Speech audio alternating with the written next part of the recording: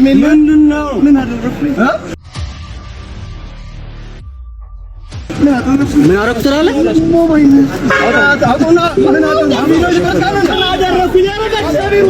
የተዋህዶ ልጆች እንዴት ናችሁ? እንግዲህ ደስ የሚል ነገር እየሰማን ነው። በተናገርነው መሰረት አንዳንድ ቀበሌዎች ተግባራዊ ማድረግ የጀመሩ አሉ። ደስ የሚል ነው። ቤታችን ላይ ሃይማኖታችን ላይ እንሞታለን ብለው እርምጃ መውሰድ መከላከል የጀመሩ የተዋህዶ ልጆችን እየሰማን ነው። አንድ 2-3 ቀበሌዎች። እሺ ይሄ ቪዲዮ ለታሪክ ይቀመጥ። ይሄ ያለው አንድ ጌይ የሆነ ሰውዬ በጣም የምታውቁት ታዋቂ እዚህ ሚዲያ ላይ የምናውቀው አርቲስት ነው። ጋዜጠኛ ነገር ነው። ብዙዎቻችሁ ስለሱ ትከራከሩለታላችሁ። ስክሪንሾት አድርጌ አሳያችኋለሁ። ያወራኝን ነገር በሙሉ ልክ ጌይ እንደሆንኩ አስመስዬ እያወራሁት ነበርና የሚያወራውን ነገር በሙሉ ስክሪንሾት አድርጌ ያስቀመጥኩት አለ።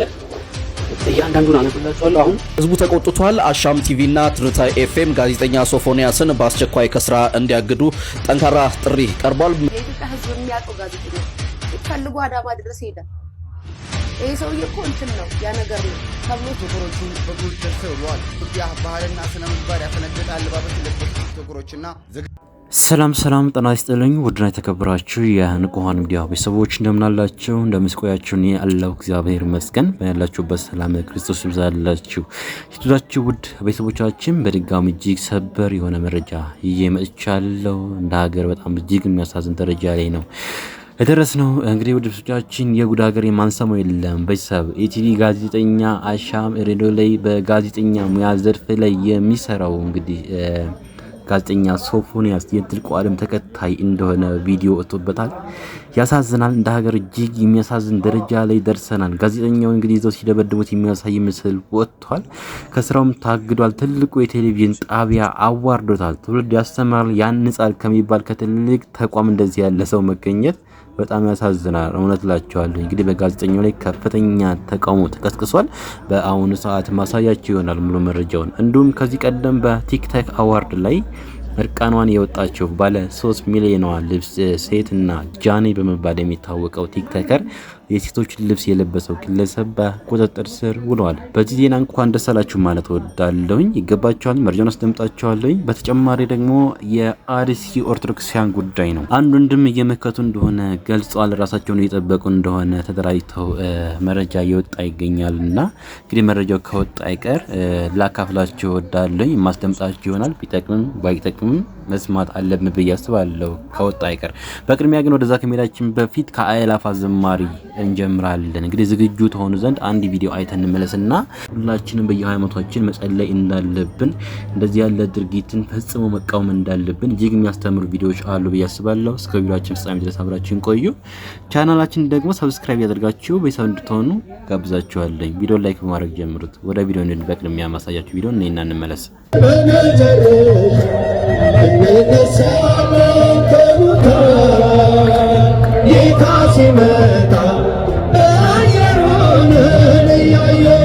ለሚታመኑ በሃይማኖት በጸኑ ይታያቸዋል የጌታችን ማዳኑ። በምድር ያሉ ኃጢአትን ለሚሰሩ ያስደነግጣል ያስፈራቸዋል።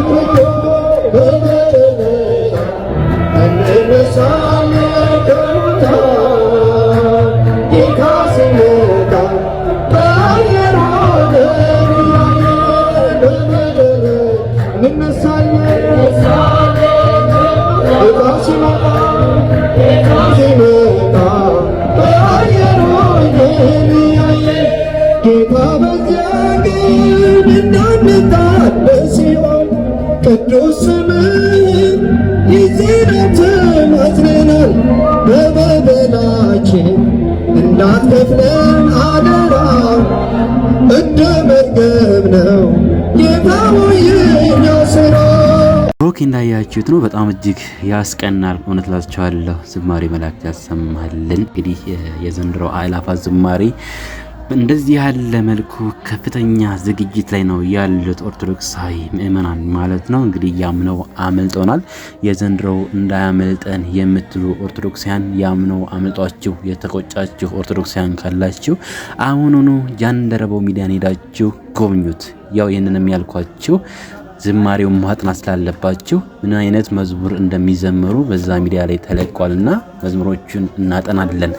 ዘንድሮ እግዚአብሔርን ቤት በዝማሬ እናገለግላለን ካላችሁ የተዘጋጁትን መዝሙሮች ዳውንሎድ አድርጋችሁም ቢሆን አጥሩ ማለት እወዳለሁ። ኦርቶዶክሳውያን አሁን ቀጥታ ወስዳችሁ እንግዲህ ከአርሲ የተሰማ አንድ ዜና አለ ወንድማችን፣ እስኪ ሰምተነው እንመለስ። ኦርቶዶክሳውያን ራሳቸውን ለማዳን እየተከላከሉ እየተባለ ይገኛል። ይህን ሰምተን ወደ ዋናው መረጃችን እንሄዳለን። የተወደዳችሁ የተዋህዶ ልጆች እንዴት ናችሁ? እንግዲህ ደስ የሚል ነገር እየሰማን ነው። አሁንም ይህን ቪዲዮ ከተመቻችሁ ሼር፣ ላይክ እና ሪፖስት አድርጉልኝ። በተናገርነው መሰረት አንዳንድ ቀበሌዎች ተግባራዊ ማድረግ የጀመሩ አሉ። ደስ የሚል ነው። ቤት ንብረታችንን ትተን አንፈናቀልም፣ አሸባሪ አልሸባብን አንሸሽም፣ ቤታችን ላይ ሃይማኖታችን ላይ እንሞታለን ብለው እርምጃ መውሰድ መከላከል የጀመሩ የተዋህዶ ልጆችን እየሰማን ነው። 1 2 3 ቀበሌዎች በቃ በጽናት ቆመው እየመከቱ ነው። በጥሩ ሁኔታ እየመከቱት ነው፣ እየተከላከሉ ነው። ይሄ ደስ የሚል ነው። ተነጋግረዋል፣ ኔትወርክ ሰርተዋል፣ እየተከላከሉ ነው በሚገባ 500 600 ሆኖ ተንጋግቶ ሲመጣ እነሱ 60 70 80 ሆኖ እንደ ሲጋራ በአባቡ እየከተቱ እያጎረሱት እየመለሱ ነው ያሉት። ሰምተናል። ደስ የሚል ነው። ይሄ ነው በቃ ይሄ ነው የሚያስፈልገው። አሁን እንግዲህ እሳት ሆኖበታል። ለመግባት ፈርቶ እየቀዘነ ዙሪያውን እየዞረ እየቀመሰ እየተመለሰ ነው ያለው አልሸባብ ማለት ነው። ይሄ ዋሃቢስት፣ ይሄ አራጅ ገለህ ክርስቲያንን ገለህ የጽድቅ አክሊል ትሸለማለህ ብሎኛል ፈጣሪ እያለ እዚህ ምድር ላይ የሌለ የማይመስል በሎጂክ እንኳን በአስተር ደረጃ እንኳን ተቀባይነት የሌለውን ሀሳብ እንደዚህ አድርጌ ሰው ገድዬ እጸድቃለሁ የሚል የጅላጅል የደደብ አስተሳሰብ የያዘ ዋሃቢስት እየቀመሰ እየተመለሰ ነው እነዚህ ሁለቱ ቀበሌዎች ላይ ማለት ነው። ሌላውም እንደዚህ ማድረግ አለበት። በቃ ያልነው ይሄንን ነው። ሌላው ደግሞ በተቃራኒው ጎረቤት መስላችሁ እየጠቆማችሁ እያስገድላችሁ እያሳረዳችሁ እያስፈናቀላችሁ ያላችሁ ሲፈናቀሉላችሁ ደግሞ ቤት እየገባችሁ ቤት እየሰበራችሁ ሳጥን እየሰበራችሁ ልብስ የምትዘርፉ ወርቅ የምትዘርፉ እንስሳትን የምትዘርፉ ደግሞ እንዳላችሁ ሰምተናል። አሉባልታ አይደለም፣ ዘመዶች ይዛ ናቸው። አንዱም የተዘረፈና የተሰበረው የአክስቴ ልጅ ቤት ነው። እነሱ ጫካ ውስጥ እያደሩ ቀን ቀን ቤታቸውን እያዩ ለሌሊት ጫካ ውስጥ ነው ያሉት፣ ተሰደው ይኖራሉ። እናንተ ደግሞ ሌሊት እየገባችሁ ቤት ንብረት እየዘረፋችሁ እየመዘበራችሁ ነው ያላችሁት። ከእናንተ ጋር እንነጋገራለን። ቀላል ነው እናንተ። ይሄንን እየሰማን ነው። ግን አሁንም ደግሜ ደጋግሜ የምለው እንደዚሁ ሌላውም በምስራቅ አርሲ አሁን እነዚህ ሁለቱ ቀበሌዎች እንዳደረጉት ሁሉም ቤት ንብረቱን ቤተክርስቲያንን ጥሎ መሸሽ፣ ቤተሰቡን ጥሎ መሸሽ፣ ዘመድ አዝማዱን ጥሎ መሸሽ ሳይሆን ኔትወርክ ሰርቶ ራሱ እንደዚህ እንዳሁኑ እንደነዚህ እንደ ሁለት ቀበሌዎች መከላከል መቻል አለበት። አትድረስ ሲመጣ ብትከላከል መልሰው እንደዛው እንዳመጣ በቃ ደስ የሚለው በቃ እነዚህ ሁለቱ ቀበሌዎች ለሌላው ሞዴል መሆን አለባቸው። ኦርቶዶክሳውያን በአርሲ ኦርቶዶክሳውያን ዙሪያ እንግዲህ የወንድም እንደዚህ ያለ መረጃ አቀብሏል። እንደሰማችሁት ከዛ አካባቢ ቤተሰብ እንዳለውና እንደዚህ ያለ ትክክለኛ መረጃ እንደደረሰው ነው እየተናገረ ያለው። እኔ ይህ ነገር ነው ትክክለኛ እርምጃ ነው ብዬ የማስበው ኦርቶዶክሳውያን ማን ነው። ስለዚህ እያንዳንዳችን ኦርቶዶክሳዊ የሆነን ወንድሞች ለሚመጣብን ነገር ተደራጅተን ራሳችን መጠበቅ አለብን ብዬ አስባለሁ። እንደምታዩት ኦርቶዶክሳውያን እንደ ቅጠል በሚረሽኑበት ሰዓት እንኳን ሞታቸው ተደበስብሶ እንዲታለፍ ሲደረግ በአይናችን አይተናል። ስለዚህ ይህ የመጨረሻው አማራጭ ነው ብዬ አስባለሁ። አሁንም ከጎናቸው ልንቆም ይገባል። ኦርቶዶክሳውያን አሁን ቀጥታ ወስዳችሁ 3 ሚሊዮን ብር ምናምን እያሉ ሲቀሉ የነበሩ ቲክቶከሮች ርቃናቸውን በመሆን ለኢትዮጵያ ለማስተዋወቅ ሲሞክሩ የነበሩ 2 ቲክቶከሮች እንግዲህ በቁጥጥር ስር ውለዋል ተብለዋል። ይህ መረጃ ሰምተን ወደ ጋዜጠኛ ሶፍንያስ እንሄዳለን። በዚህ ሰዓት ሰበር የተባለ መረጃ ሰምቷል። ቲክቶከሮቹ በቁጥጥር ስር ውለዋል። የኢትዮጵያ ፌዴራል ፖሊስ በቅርቡ በተካሄደው በጂ ፓወር ቲክቶክ ክሬቲቭ አዋርድ ላይ ከኢትዮጵያ ባህልና ስነ ምግባር ያፈነገጠ አለባበስ የለበሱ ቲክቶከሮችና ዝግጅቱን በስፖንሰርነት የደገፉና ፕሮግራሙን ያቀነባበሩ ግለሰቦችን በቁጥጥር ስር ማዋሉን አስታውቋል። እነዚህም ወንጌላዊት ገብረ እንድሪያስ በርሄ ወይንም ኢቫን፣ በረከት ጸጋዬ ጅፋር፣ መቅደስ ደረጀ መንግስቱ፣ ግሩም ገዛሃኝ ቀጭኔ እንዲሁም ዮሐንስ መኮንን ኃይለማርያም ወይንም ጃኒ ይገኙበታል። የፌዴራል ፖሊስ ባወጣው መግለጫ ከህብረተሰቡ ባህልና እሴት ያፈነገጡ አለባበሶችና መጤ ባህሎች ተስፋፍተው በትውልዱ ላይ አሉታዊ ተጽዕኖ እንዳይፈጥሩ የህግ ተጠያቂነትን ለማረጋገጥ ምርመራውን አጠናክሮ እንደሚቀጥል አስታውቋል። ኦኬ ቤተሰብ እንግዲህ መረጃው እንደሰማችሁት ነው። እነኝህ ግለሰቦች እንግዲህ ሁላችሁም ታውቋቸዋላቸው ብዬ አስባለሁ። በተለይ በቲክቶክ ፕላትፎርም ላይ በጣም ብዙ ተከታይ ያላቸው ኢንፍሉዌንሰር ስለሆኑ ታውቋቸዋላችሁ። መቼም ደግሞ መጥፎ ስራ ሲሆን ደግሞ ቫይራል ስለወጣ በዕለቱ የሰሩት ስራ በደንብ ታውቋቸዋላችሁ ብዬ አስባለሁ። እነኚህ ግለሰቦች ሴቷ እንግዲህ እርቃኗን ሆና ታስተዋውቅ ለነበረች ሴት ናት። ወንዱ ደግሞ የሴት ልብስ ለብሶ ሲበጣጠስ የነበረ ወንድም ነው። ስለዚህ ትክክለኛ ፍርድ ተፈርዶባቸዋል ብዬ አስባለሁኝ። እንግዲህ እነኚህ ግለሰቦች ታስረዋል። መታሰራቸው መልካም ነው። ነገር ግን አሁን ደግሞ ጀርባቸው መጠናት አለባቸው ብዬ አስባለሁ። በዚህ ሰዓት እየወጡ ያሉ መረጃዎች በጣም እጅግ የሚያሳዝኑ መረጃዎች ናቸው። እንግዲህ ዛሬ የሰማነው በጋዜጠኛ ሶፎንያስ ጉዳይ ላይ መላው ኢትዮጵያ አዝኗል እላችኋለሁኝ። ይህ ግለሰብ ያደርጋል ተብሎ የማይጠበቅ ነገር ነው እያደረገ ያለውና እንደ ሀገር በጣም እጅግ የሚያሳዝን ደረጃ ላይ ደርሰናል። ከምን አይነት ህዝብ ጋር እየኖር እንደሆነ ነው የሚያሳየው። በጣም እጅግ ተስፋፍተው እንዳሉ ነው የሚያሳየን ይህ መረጃ። እውነት እላችኋለሁኝ ጊዜው ከፍቷል። እውነት እላችኋለሁኝ።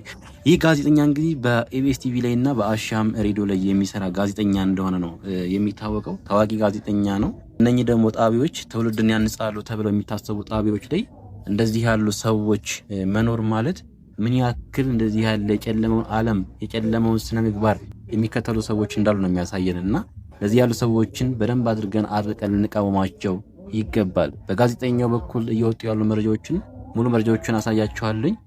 ለመስማት ሞክሩ። እናንተ ለዚህ ያለ ድርጊትን ሁላችሁ መቃወም አለባችሁ ብዬ አስባለሁ። ወደ ቪዲዮ ነው ተከታተሉ። ምንድነው?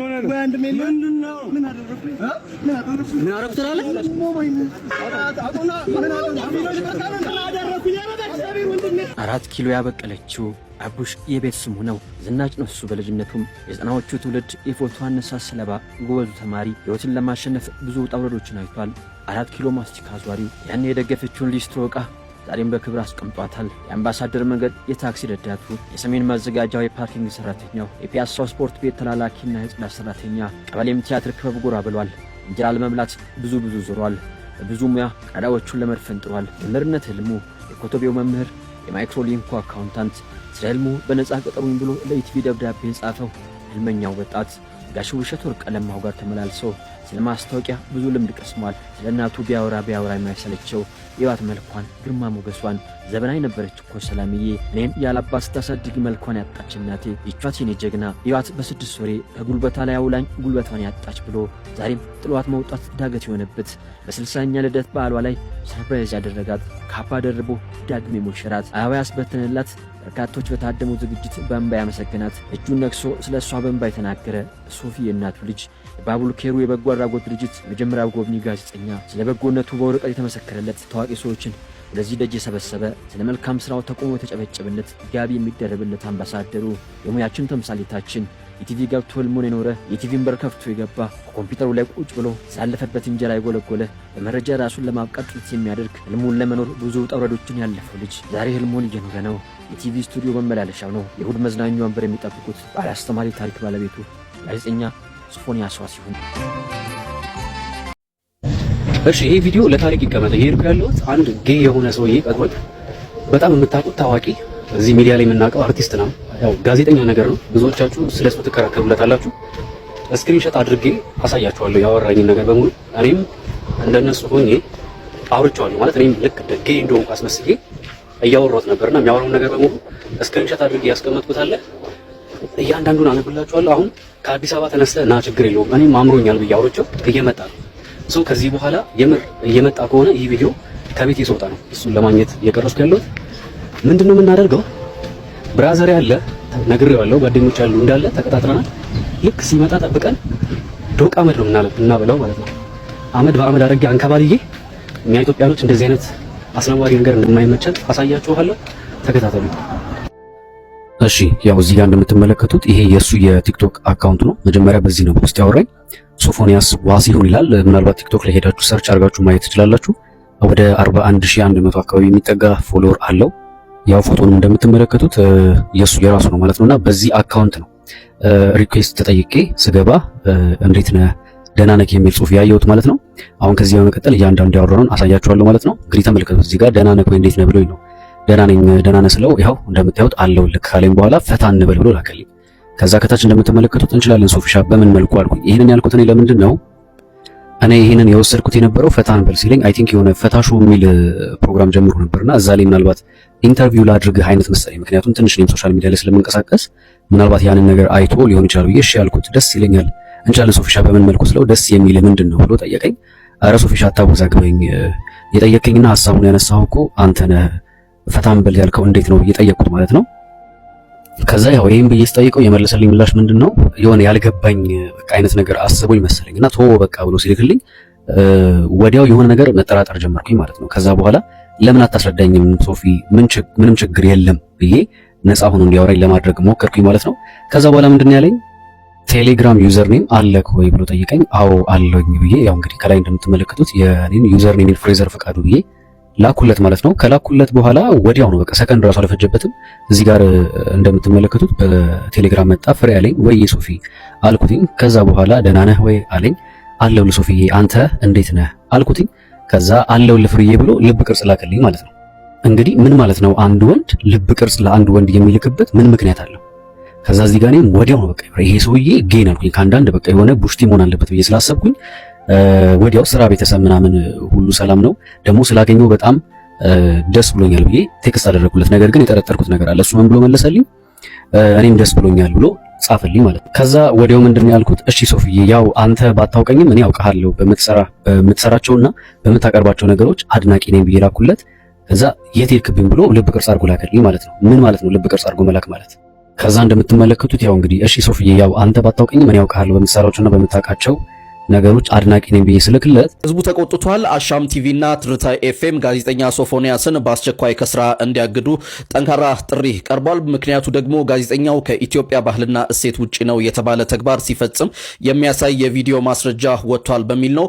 ብዙዎች ይህ ሰው ሚዲያ ላይ መቅረብ የለበትም በሚል ተቃውሞ እያሰሙ ነው። ከዚህ በፊትም ከአእምሮ ህመም ጋር በተገናኘና ሰዎች እንጂ እሱ እንዳላደረገ ሲገልጽ ነበር። ድርጅቶቹ ምን ምላሽ ይሰጡ ይሆን? ጉዳዩን ያካረረውና የተባለውን አነጋጋሪ ቪዲዮ ለመመልከት አሁኑኑ ባዮ ላይ ያለው ሊንክ ተጭናችሁ መመልከት ትችላላችሁ።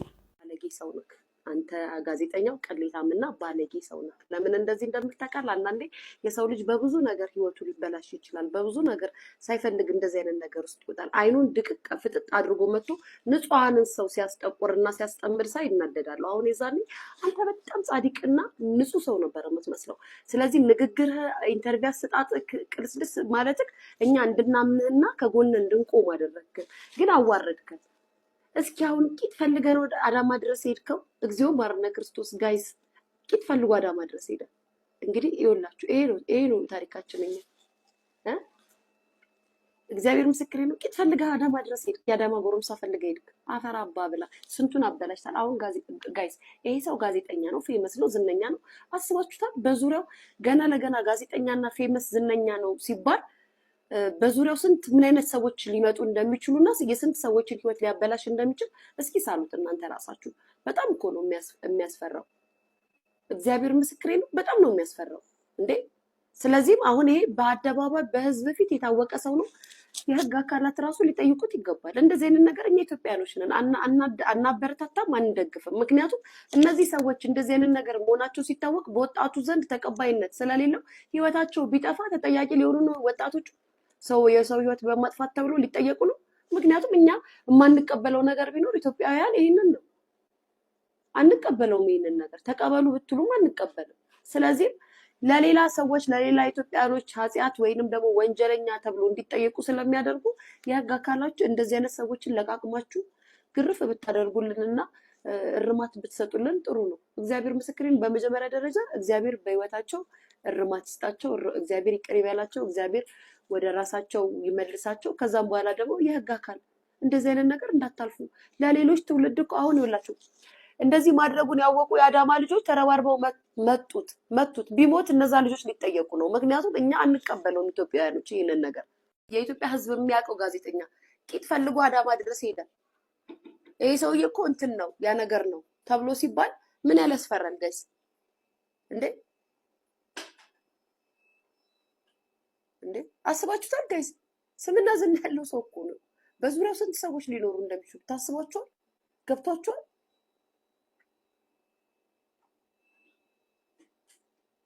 በእውነት ነው የምላችሁ። እግዚአብሔር ምስክሬ ነው። እኔስ እግዚአብሔር ልቦና ይስጥ። ይብላኝ ለወለደች ነው የሚባለው። እናት ስታሳዝን አንተማ ምን ትሆናለህ? እናት ታሳዝናለች። የእሱ ልጅ ልትባል ነው። ሰላም ውድ ቤተሰቦች እንዴት አላችሁ? እንግዲህ ከመሸ አንድ መረጃ ላጋራ ብዬ ነው። ያየሁት መረጃ በጣም የሚያስደነግጥ የሚያሳዝን የሚያሳፍር አንገት የሚያስደፋ ነው። የጋዜጠኛ ሶፎንያስ ተብዬው አዳማ ላይ ምን አይነት ሰይጣናዊ መንፈስ እንደተጸናወተው ባናቅም ግብረ ሰዶማዊነትን ለመፈጸም በዛ ደረጃ እያንዳንዱን ነገር ተከትሎ ሄዶ የነበረበትን ወንድማችን ፍሬዘር የሚባለው በዩቲዩብ ገጹ አጋርቶልናል እና ያ በጣም አሳፋሪ የደረስንበት ዘመን ምን አይነት የዘቀጠ እንደሆነ የሚያሳይ ትውልድን የሚያቀጭጭ በተለይ ራሳችን እንድንመለከት ወደ ውስጣችን እንድናይ የሚያደርግ አንድ ቪዲዮ ነው የተጋራው።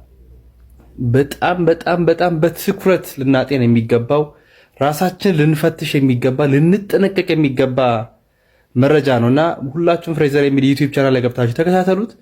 አዳማ ላይ የተፈጸመው ይሄ ነው። ከስራ እንዲታገድ ብቻ ሳይሆን በህግ እንዲጠየቅ መደረግ እንዳለበት አምናለሁኝ። የናንተን ሐሳብ አስቀምጡ። ግብረ ሰዶማዊ መሆኑ ታውቋል። ድምጹን አጥፍቶ ትውልድ እየገደለ ያለ ነገር የዚህ የተመሳሳይ ጾታ አፍቃሪነት ነው። ካሁን በፊት ሚኮ ማይክ ኮፍያ የሚያደርገውን ታውቁታላችሁ። ወደዚህ ወደ ቲክቶክ ዓለም ሲመጣ መጀመሪያ ይቃወማቸው የነበሩት እነዚህ የተመሳሳይ ጾታ አፍቃሪ የሚባሉት ነው። ያኛውን ስማቸውን ከጠራውት ቲክቶክ ያው የሚያደርገውን ስለምታውቁ እኔም ካሁን በፊት 500,000 ሊገባ 10,000 የቀረውን አካውንቴ ባን አድርጎት በዛው ቀርቷል። ምን ልላችሁ ፈልጌ ነው፣ ትሬንድ አናደርገው የሆነ ጊዜ አሁን በዚህ በተመሳሳይ ጾታ አፍቃሪ ዙሪያ ቪዲዮ የሚሰሩ ሰዎች ሪፖርት ይደረግባቸዋል፣ አካውንታቸው ይዘጋል፣ ከዛ ይሰለቻቸዋል፣ እነሱም ይተውታል። እንደዚህ አሁን ፕሮሞት ነው እያደረግናቸው ያለው። ካሁን በፊት ታስታውሱ እንደነበር እንዴት ዲስሪስፔክት ያደርገዋል ብለን እኔ ጭምር እግረኛው ሚዲያን ተቃውመነው ነበረ። ግን እግረኛው ሚዲያን ሌሎች አርቲስቶችም የደወሉልኝ ሰዎች ነበሩ እና እነሱን ጨምሮ ሶፊ የተመሳሳይ ጾታ አፍቃሪ እንደሆነ ያውቁ ነበረ። ግን በድፍረት ወጥቶ ሶፊ የተመሳሳይ ጾታ አፍቃሪ ነው ያለ ሰምታችኋል? የለም። አሁን እግዚአብሔር ሰው እጅ ላይ ጥሎት ነው።